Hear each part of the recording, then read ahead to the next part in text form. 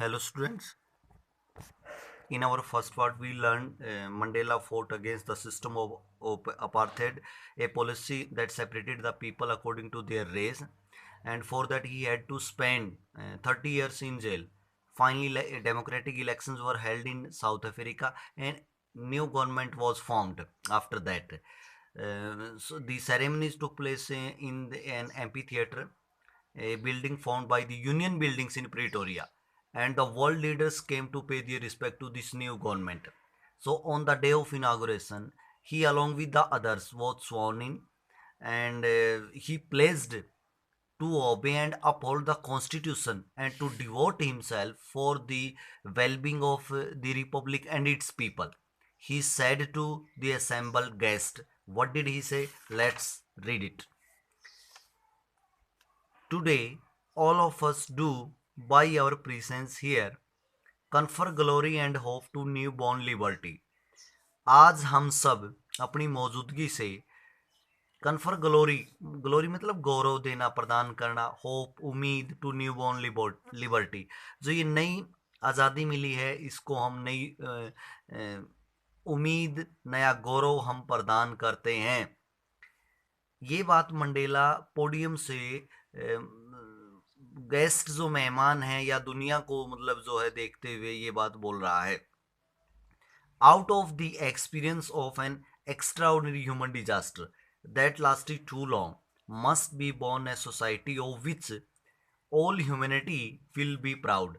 Out of the experience of an extraordinary human disaster, ये कहता है कि ये जो असाधारण मानवीय विनाश का जो अनुभव रहा, इससे बाहर, इससे अलग वो अनुभव दैट लास्टेड टू लॉन्ग, जो बहुत लंबा चला, must be born a society, एक ऐसे समाज का निर्माण किया जाएगा, of which all humanity will be proud, जिस पे पूरी मानवता को गर्व होगा। देखिए यहाँ पे मंडेला ने बड़ी बात कही है कि आज हम सब मौजूद हैं और इस दक्षिण अफ्रीका की जो धरती ने जो सैकड़ों सालों तक जो एक अत्याचार जो सहन किया है, जो शोषण जो यहाँ के लोगों ने सहन किया है, उससे अलग, उस अनुभव, उस कटु अनुभव से अलग ऐसा समाज बनाया जाएगा जिसपे पूरी मानवता को गर्व होगा। देखते हैं आगे। We who were outlaws not so long ago, outlaws means होता है टू सेपरेट समवन या to broke off the relation, यहाँ पे राजनीतिक रूप से अलग थलग करने की बात इसमें कही गई है। आउटलाज पॉलिटिकल रिलेशन खत्म होने की यहाँ पे बात की गई है। मंडेला कहता है कि हम साउथ अफ्रीका के लोग जिनको ज़्यादा समय नहीं हुआ है, हु वर आउटलॉज, जो कि अलग थलग थे, जो जिनके साथ अपराधियों जैसा बर्ताव किया गया, इसको यहाँ पे आप अपराधियों भी कह सकते हैं, अपराधियाँ, या फिर आप यूँ कह दें भी उनको अलग थलग कर दिया गया था। have today been given the rare privilege to be host to the nations of the world on our own soil. आज हमें ये विशेषाधिकार मिला है टू बी होस्ट होने का, मेजबानी करने का, to the nations of the world, दुनिया के राष्ट्रों का, ऑन आवर सॉइल, हमारी अपनी धरती पे। तो ये एक बहुत बड़ी बात है। We thank all of our distinguished international guests for having come to take possession with the people of our country of what is, after all, a common victory for justice, for peace, for human dignity. We thank, हम धन्यवाद करते हैं, all of our distinguished international guest, जो विशिष्ट अंतर्राष्ट्रीय मेहमान हैं, for having कम, उनका यहाँ आने पर, टू टेक पोजेशन, अधिकार लेने पर। देखिए ये जो वर्ड, ये फ्रेज आप समझ लें, इसमें एक इसका अर्थ वैसे देखा जाए तो अधिकार लेने पे, लेकिन यहाँ पे अर्थ आएगा गरिमा को बढ़ाने पे। देख मैं बताता हूँ बेटा आपको, एक बार ये सेंटेंस जब क्लियर होगा तब देखना ही समझ में आएगा। इसका अर्थ वो है गरिमा को बढ़ाने के लिए, टू ग्रेस द ओकेजन। तो with the people of our country of what, भी हमारे देश के लोगों के साथ जो अधिकार लेने के लिए आए, यानी इस खास अवसर पर, इस खास ओकेजन की जो गरिमा को बढ़ाने के लिए आए हैं, जो खास अवसर, यानी आज जो ये खास अवसर क्या है, ये न्याय की एक कॉमन विक्ट्री है, सबकी जीत है, फॉर पीस, शांति की, और ह्यूमन डिग्निटी, मानवीय प्रतिष्ठा की, जो ये एक सबकी जीत है। इसमें इस खास अवसर पर इस ओकेजन की गरिमा को बढ़ाने के लिए आए हैं।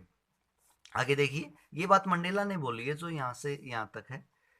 We have at last achieved our political emancipation. हमने आखिरकार हमारी जो पॉलिटिकल राजनीतिक जो फ्रीडम थी, इमेंसिपेशन का मतलब होता है फ्रीडम, उस राजनीतिक फ्रीडम तो हमने अचीव कर ली है, हम उसको तो हमने पा लिया है। वी प्लेज, हम प्रतिज्ञा लेते हैं, और सेल्स, स्वयं प्रतिज्ञा लेते हैं, to liberate all our people from the continuing bondage of poverty, deprivation, suffering, gender and other discrimination, कि हमारे जो लगातार जो ये गरीबी का जो बंधन रहा है। डेप्रीवेशन का मतलब होता है अधिकारों से वंचित करना, डिनाइल ऑफ वंस राइट्स, उससे हम लोगों को, इस डेप्रीवेशन से, वंचितता से, अभाव से, गरीबी के बंधन से, दुखों से, और जेंडर लिंग जो भेदभाव डिस्क्रिमिनेशन है उससे हम मुक्त करने की, आज़ाद करने की प्रतिज्ञा लेते हैं।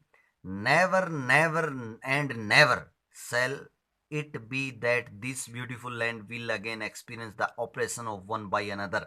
देखिए ये जो सेंटेंस है बेटा, बड़ा ध्यान देने का है। यहाँ पे ये जो बार बार बोला गया never never never again, adverb का प्रयोग किया गया, फिर आपके हेल्पिंग वर्ब, और फिर ये आपका सब्जेक्ट लगा दिया गया it.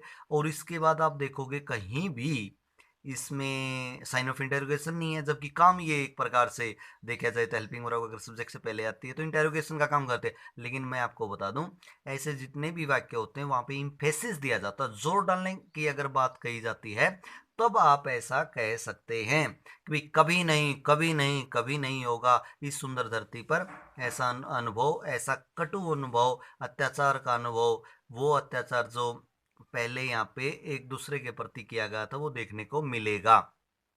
The sun shall never set on so glorious है ह्यूमन अचीवमेंट। ये जो दक्षिण अफ्रीका की धरती पर कह लें आप, या ये एक जो बहुत बड़ी गौरवशाली जो मानवीय एक जो उपलब्धि रही है, इसका सूर्य कभी अस्त नहीं होगा। लेट फ्रीडम रेन, आओ आज़ादी को बहने दें, आओ आज़ादी का शासन चलने दें। वैसे रेन माने शासन करना होता है। गॉड ब्लेस अफ्रीका, भगवान अफ्रीका को आशीर्वाद दे। बेटा ये है, यहाँ तक ही करना आपने। इसके बाद ये ओरल कॉम्प्रिहेंशन चेक आते हैं। हालांकि though these questions are designed to check that whether the students are following the text or not. If they are following it properly, they can progress to the remaining part of the text. सो इसीलिए किए जाते हैं बेटा कि बच्चे text जो भी है उनके पास उसको सही तरह से पढ़ रहे हैं या नहीं पढ़ रहे हैं। तो ये जो क्वेश्चंस हैं बेटा, आपने इनको इसी जितना भी पार्ट हमने पढ़ा है उसी में से हैं ये आपने लिख लेने हैं, रफ में लिख लेना। उसके बाद मैं असाइनमेंट भी भेजूंगा आपको इस लेसन के कंप्लीशन के बाद। तो देख लो एक बार, where did ceremony take place, कहाँ हुआ सेरेमनी। और आप भारत में कोई ऐसी बिल्डिंग बताइए जो कि सैंडस्टोन से बनी हो, चूना पत्थर से बनी हो। दूसरे क्वेश्चन में कहता है कि can you say how 10 May is an autumn day in South Africa में जो 10 मई है वो एक पतझड़ का दिन क्यों होता है। और थर्ड क्वेश्चन में अगर मैं जाऊं, at the beginning of his speech Mandela mentions an extra ordinary human disaster. जब अपना स्पीच शुरू करता है तो मंडेला कहता है कि असाधारण मानवीय विनाश। What does he mean by this उससे इसका क्या मतलब है। What is the glorious human achievement, एक बड़ी मानवीय उपलब्धि क्या है। He speaks of at the end, बाद में वो कहता है एक बहुत बड़ी मानवीय उपलब्धि। तो वो ऐसा क्यों कहता है, शुरुआत में कुछ कहता है वो और बाद में फिर वो उसके विपरीत बोलता है, ऐसा क्यों कहता है। फोर्थ में देखेंगे आप, what does Mandela thank the international leaders for. जो इंटरनेशनल लीडर्स आए थे, मंडेला उनका थैंक्स क्यों करता है, धन्यवाद क्यों करता है। और फिफ्थ में आप देखिए, what ideal does he set out for the future of south Africa. Mandela south Africa के भविष्य के लिए क्या आदर्श स्थापित करता है। ये 5 क्वेश्चंस हैं बेटा जो आपने अपनी नोटबुक में, रफ नोटबुक में आप कर सकते हैं। लेकिन एक चीज़ का ध्यान रखें, I have come to know that some students are taking help of help books, so it's not a good thing. You have to do, you have to solve the question yourself. Don't get afraid that you may write them incorrectly, that is not a big issue. The main thing is to understand what you have learned, the text that I have taught you. तो this is the main thing बेटा, इसको आपने अपने उसमें करना है। आज के लिए हम इतना ही, बाकी के नेक्स्ट पार्ट में करते हैं। Thank you.